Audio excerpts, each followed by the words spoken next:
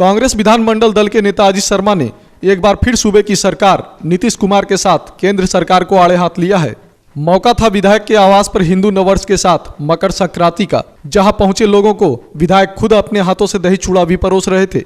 मकर संक्रांति पर सहभोज के लिए जुटे लोगों ने पहले भोज का आनंद लिया, फिर विधायक को बुके देकर उन्हें नववर्ष की बधाई भी दी। इस दौरान विधायक ने पहले तो लोगों को नववर्ष की बधाई दी, साथ ही मीडिया से मुखातिब होकर राज्य सरकार के विकास कार्यों पर सवाल भी खड़े किए और सरकार के साथ निश्चय योजना के साथ अन्य योजनाओं में मची लूट की कहानी बताते हुए इस पर जांच टीम की मांग भी की। उन्होंने योजना में मची लूट में संलिप्त अधिकारियों पर भी कार्रवाई की मांग की। देखिए, ये मकर संक्रांति के अवसर पे, क्योंकि 14 तारीख को सब लोग अपने घर में मनाते हैं और आज रविवार का दिन था, इसलिए हम लोग पूरे वर्कर्स, हमारे जो सपोर्टर्स हैं, सब लोग को मकर संक्रांति की बधाई देना था। साथ ही साथ हम लोग का हिंदू में आज से नव वर्ष शुरू होता है, इसलिए उसकी बधाई देता हूँ।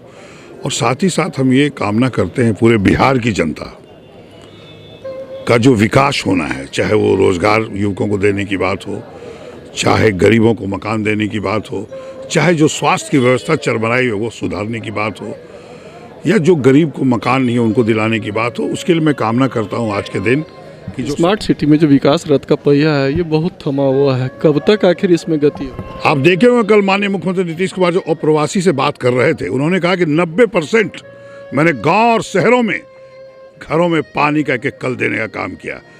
लगता है कि उनके पदाधिकारी सूचना गलत उनको दे रहे हैं। आप ले लीजिए भागलपुर नगर निगम और भी कई नगर निगम में यह स्मार्ट सिटी 2015 में हुआ था जो आप कह रहे हैं, 10% घर में भी नल का कल लगा ही नहीं है, पानी नहीं जाता है, इसलिए उनको सूचना नहीं है। सब पदाधिकारी उनको झूठ पिक्चर दे रहे हैं। मैं तो कहूँगा अगर वो जांच कमेटी बैठा लें अपने स्तर पर, पता चलेगा ये 7 निश्चय और जो उनकी योजनाएं उसमें क्या लूट मचा हुआ है। इसलिए ऐसे नहीं चलता है। कोई रिपोर्ट करता है, क्वारंटाइन सेंटर से जब उनसे बात कराया जा रहा था, उन व्यक्तियों से जिलाधिकारी बात कराते थे जो लोग उनकी बात करें वो खुश हो जाएं। काम धरातल पे नहीं हो रहा है। मैं तो उनसे आग्रह करूंगा आपके माध्यम से वो जांच कमेटी बैठाएं और ये जो घर में हर नल जल की बात कर रहे हैं वो बिल्कुल नहीं हुआ है। आप उसको जांचें और देखें और जो पदाधिकारी इसमें संलिप्त हैं उन पर कड़ी से कड़ी कार्रवाई की जाए। वहीं विधायक ने कोविड के वैक्सीनेशन ड्राइव पर केंद्र को घेरते हुए रूस और अमेरिका के राष्ट्रपति का हवाला दिया और उनकी तरह ही देश के प्रधानमंत्री मोदी को आगे आकर टीका लेने की बात कही, ताकि जनता के बीच इसको लेकर विश्वास भी बढ़े। कोविड के जो टीकाकरण की जो अभी अभियान चल रहा है, इसको कैसे देखते हैं? देखिए, इसमें तो मैंने कहा था जिस समय वैज्ञानिकों ने बनाया और जो 2 फैक्ट्री मेरे कांग्रेस के कार्यकाल में स्थापित हुआ था, मैंने उनको बधाई भी दिया और अभी गुणगान हो रहा है कि फलना आ गया। ये वैज्ञानिकों को मैं धन्यवाद देता हूँ, अब लाए हैं। और मैंने आग्रह किया था कि जिस तरह से रूस में, अमेरिका में राष्ट्र अध्यक्षों ने सबसे पहला टीका लगा के जनता को विश्वास में लिया, मैंने आग्रह किया था हमारे आदरणीय प्रधानमंत्री सबसे पहला टीका लगवाएं और पूरे देश की जनता को विश्वास में लें। लेकिन इसको लोगों ने हवा में ले लिया कि विधायक दल के नेता अजीत शर्मा जी इस तरह बोलते हैं। अरे भैया, प्रधानमंत्री आप हो, पहला हो, सिटीजन हो, तो आप पहले लेके देखना चाहिए। लेकिन मैं आज भी कहूँगा जनता, अगर इसको सब लोग ले रहे हैं, अभी तो हॉस्पिटल के जो फ्रंट लाइन में वर्कर्स हैं उनको ले रहे हैं, और अभी जिनको ये है उसमें जिनको लेना है वो लेंगे, जो नहीं चाहते न लें। लेकिन अगर ये सक्सेस है तो सभी को लेना चाहिए। वहीं निजी स्कूलों की मनमानी पर भी विधायक गंभीर दिखे। उन्होंने कोरोना काल की याद ताजा करते हुए स्कूलों में पढ़ने वाले बच्चों के अभिभावकों का साथ दिया और सरकार को घेरा।